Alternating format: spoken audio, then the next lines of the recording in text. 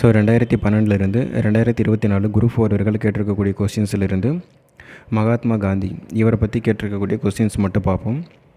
திருக்குறள் மூலத்தை நேரடியாக படிக்க விரும்பி தமிழ் பயில தொடங்கினேன் என்று கூறியவர் யாருன்னா காந்தியடிகள். திருக்குறள் மூலத்தை நேரடியாக படிக்க விரும்பி தமிழ் பயில தொடங்கினேன் என்று கூறியவர் யாருன்னா காந்தியடிகள். காந்தியடிகள் பெற்றோரிடம் அன்பாக நடந்து கொள்ள காரணமாக அமைந்த நூல் எதுனா சிரவண பிதிருப்பதி. காந்தியடிகள் பெற்றோரிடம் அன்பாக நடந்து கொள்ள காரணமாக இருந்த நூல் எதுனா சிரவண பிதிருப்பதி. ஸோ அடுத்த ஒரு கொஸ்டின், காந்தியடிகள் தமிழகம் வந்தபோதெல்லாம் அவரது மேடை பேச்சினை மொழிபெயர்த்தவர் யாருன்னா வி. கல்யாண சுந்தரனார். காந்தியடிகள் தமிழகம் வந்தபோதெல்லாம் அவரது மேடை பேச்சினை மொழிபெயர்த்தவர் யாருன்னா வி. கல்யாண சுந்தரனார்.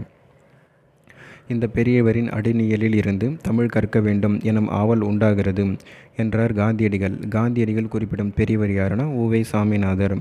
ஸோ இந்த பெரியவரின் அடிநியலில் இருந்து தமிழ் கற்க வேண்டும் எனும் ஆவல் உண்டாகிறது. ஸோ காந்தியடிகள் குறிப்பிடும் பெரியவர் யாருன்னா உ.வை. சாமிநாதர். வேலை தெரியாத தொழிலாளி தன் கருவியின் மீது சீற்றம் கொண்டானாம் என்ற காந்தி குறிப்பிட்ட பழமொழி எம்மொழியை சார்ந்ததுன்னா ஆங்கில மொழி. வேலை தெரியாத தொழிலாளி தன் கருவியின் மீது சீற்றம் கொண்டானாம் என்ற காந்தி குறிப்பிட்ட இந்த பழமொழி எந்த ஒரு மொழியை சார்ந்ததுன்னா ஆங்கில மொழியை சார்ந்தது.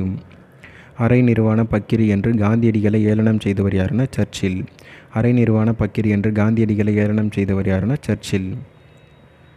வட்டமேசை மாநாடு நடந்த ஆண்டுனா 1930. வட்டமேசை மாநாடு எப்போ நடந்திருக்கோம்னா 1930. காந்தியடிகள் எந்த நாடக நூலை படித்தது முதல் தன் பெற்றோரிடம் அன்பு செலுத்தினார்னா சிரவண பிதிருப்பதி. காந்தியடிகள் எந்த நாடக நூலை படித்தது முதல் தன் பெற்றோரிடம் அன்பு செலுத்தினார்னா சிரவண பிதிருப்பதி. பள்ளிக்கூடம் வீட்டை போன்று இருத்தல் வேண்டும் என்று சொன்னவர் யாருன்னா காந்தியடிகள். பள்ளிக்கூடம் வீட்டை போன்று இருத்தல் வேண்டும் என்று சொன்னவர் யாருன்னா காந்தியடிகள். காந்தியடிகளை அரை நிர்வாண பக்கிரி என்று ஏளனம் செய்தவர் யாருன்னா சர்ச்சில்.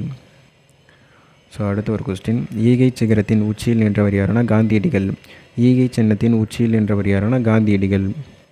ஸோ தமிழகத்தில் காந்தியடிகள் மேடை பேச்சினை மொழிபெயர்த்தவர் யாருன்னா திருவிக. தமிழகத்தில் காந்தியடிகளின் மேடை பேச்சினை மொழிபெயர்த்தவர் யாருன்னா திருவிக. ஸோ சோவியத் அறிஞர் தால்சுதாய் வழிகாட்டுதலால் திருக்குறள் மூலத்தை நேரடியாக படிக்க விரும்பியும் தமிழ் பயில தொடங்கினேன் என்று கூறியவர் யாருன்னா காந்தியடிகள்.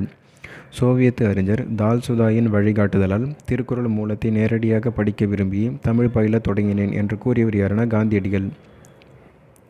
ஸோ அவ்வளோதான், காந்தி பற்றி கேட்டிருக்கக்கூடிய கொஸ்டின்ஸ் எல்லாமே நம்ம பார்த்து முடிச்சிட்டோம். ஸோ அடுத்து ஒரு டாப்பிக்கில் பார்ப்போம்.